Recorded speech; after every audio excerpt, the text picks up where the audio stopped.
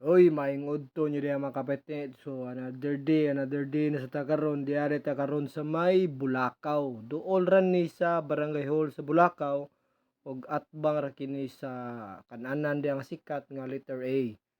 So kini atong giani karon mga kapatid, mao ni ang usa ka mga nindot ug barato nga kananan. Dim Sum House nga barato ra gyud kayo mga kapatid. So pwede ka makaabil dire og combo meal nila kana ari 20 pesos tulo na nakalami ang siomay ug naa na nay duha ka buok puso. Ug nakanindot pa diri kay naa sila siopaw nga asado og bula-bula mga kapiti nga tag G's ra. Ug moabil pug ka sa ilahang combo 20 pesos naa na nay dala Pepsi nga mainom bugnaw kay nga lamian sa dindot king ipares. So ato ning tilawan mga kapiti kay kini sikat-sikat po ni diri ug daghang gyud mamalit diri. Sakto jud kay ni sad sa mga estudyante o bisag di mga rider na gidagan moapit diri mga kapiti. So aton tilawan ang ilang lamiang pagkaon diri. So dan na yung aktor dimdim na siyempre tilawan day na.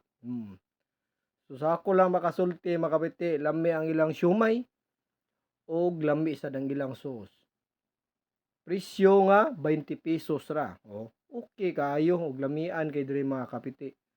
Tulo ka buok siomay ug duha ka buok puso. Sold na 20 pesos ra imong mabayran. Og diabil sad ta ani ilahang combo nga lamian nga siopaw. Asado atong gipili mga kapiti. 20 pesos ra na siya ug naay Pepsi, pero walay Pepsi siopaw lang imong paliton. Ang usa na mga kapiti 10 pesos ra, tanawa ang unod mga kapiti. Lami pure karne ang sulod og makaingon jud ko nga sulit kay ang imong 10 pesos or 20 ka apil na ang Pepsian na mga kapiti. So snack na sad tong aktor ug lami kay atong bambam di mga kapiti. Oh, kalmar kay na sige lang nag-okay.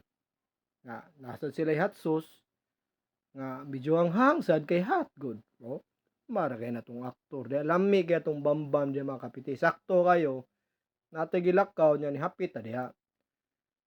So katong sa mga ganahan mga kapatid, dool rin siya sa dool ra sa Barangay Hall sa Bulacau. Og daghang salamat, babush.